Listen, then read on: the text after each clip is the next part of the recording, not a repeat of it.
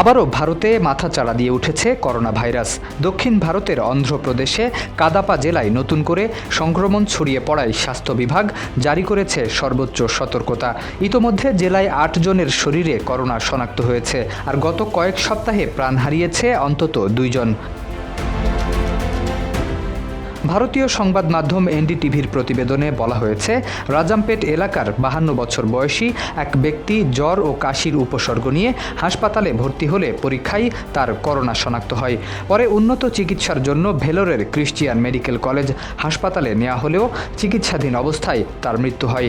একই সময়ে কাদাপার 43 বছর বয়সী আরেক ব্যক্তি অসুস্থ হয়ে সরকারি জেনারেল হাসপাতালে ভর্তি হন। করোনা পরীক্ষায় তার সংক্রমণ নিশ্চিত হওয়ার পর আইসিইউতে চিকিৎসা দেওয়া হলেও শেষ পর্যন্ত তাকে বাঁচানো সম্ভব হয়নি। দেশ জুড়ে যে কোনো কেনাকাটায় 10,000 টাকার বেশি অফার, তাই পেমেন্ট মানেই বিকাশ।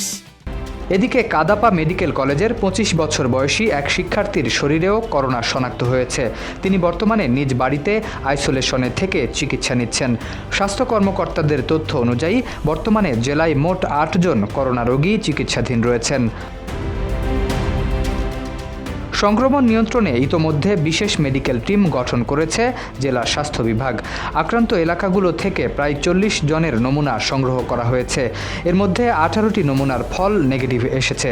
বাকি নমুনার ফলাফল এখনও অপেক্ষমান। পাশাপাশি ভাইরাসের ধরন শনাক্ত করতে নমুনা বিশেষ পরীক্ষার জন্য পাঠানো হয়েছে। স্বাস্থ্য বিভাগ থেকে জারি করা হয়েছে বিশেষ সতর্কবার্তা। শরীফ উদ্দিন, ইত্তেফাক নিউজ।